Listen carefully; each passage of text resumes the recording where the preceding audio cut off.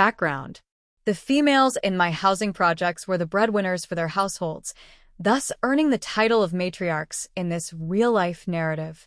In my community, we had both sacred and secular matriarchs.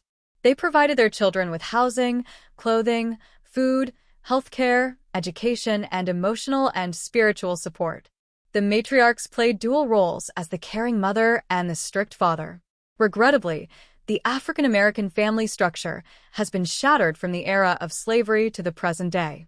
The matriarchs were the most influential figures in my life, particularly as I aspired to work and support myself rather than depending on a man through marriage.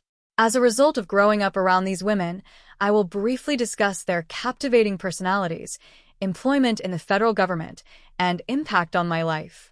Historian Howard Zinn enlightened me about slavery. In college, I was fascinated to learn about the harsh reality of the history of slavery from the book A People's History of the United States by historian Howard Zinn. I was still naive about slavery in my early 20s, but this book enlightened me about slavery and the separation of slave families. African American men still trapped in a subtle form of slavery in the projects.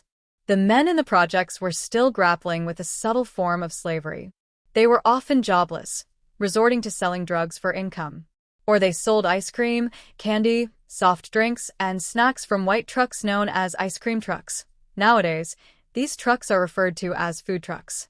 The men who sold drugs eventually started using them to escape from the oppression of America's refusal to treat them as equals. They were frequently unemployed and incarcerated and had multiple children with different women. While the African American men dealt with societal issues, the women had no choice but to be resilient and take care of their families as the men were still trapped in a form of contemporary slavery. Marriage was certainly not an option as the men were too preoccupied with survival rather than taking care of a wife and children.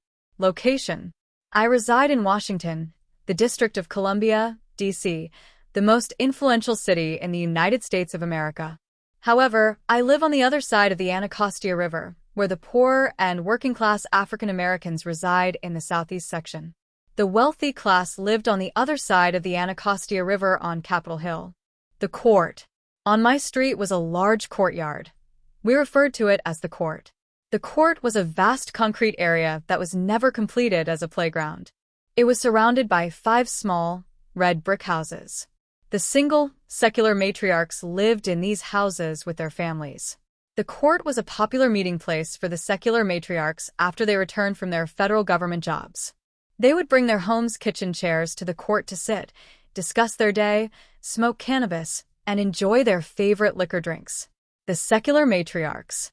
My mother never joined the secular matriarchs in the court. She single-handedly raised 4 of us. She is a light-skinned African American woman. She is a reserved woman. She has long curly hair, attractive legs, and a sharp, pointed nose. Mom was an office secretary at Georgetown University Hospital in Washington, D.C.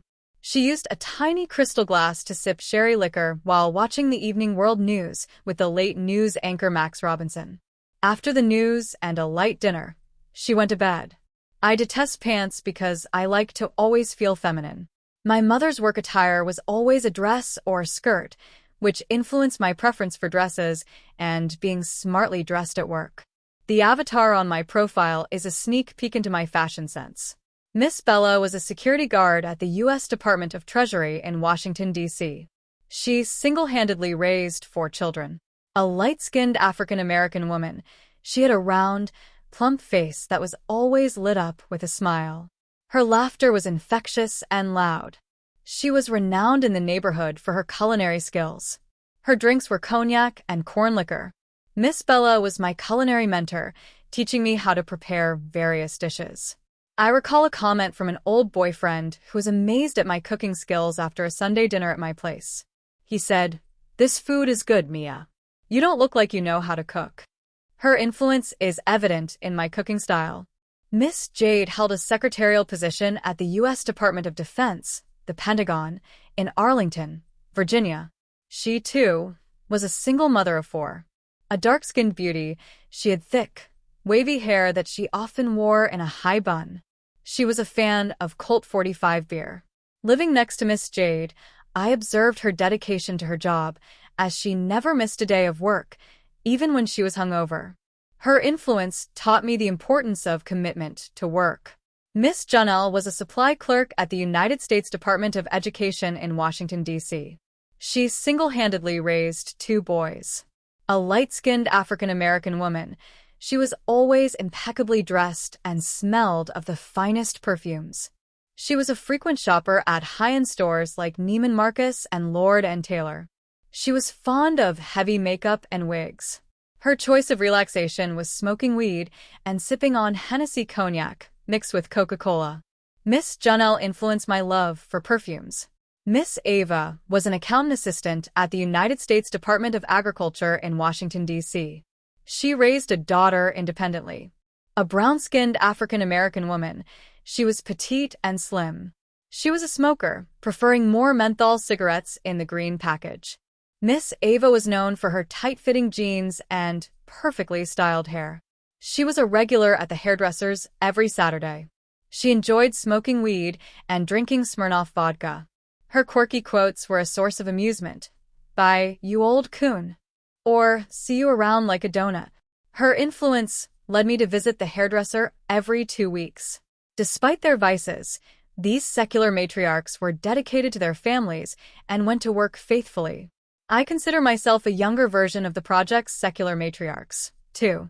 I also had a job with the federal government, always dressed in professional attire, had a talent for cooking, wore my favorite Chanel perfume, never arrived late for work, and always had my hair styled by talented hairdressers.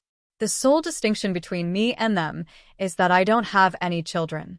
Thanks for listening to Mia Z. Edwards' Diaries. Memoir Mischief Never Sleeps. See you tomorrow.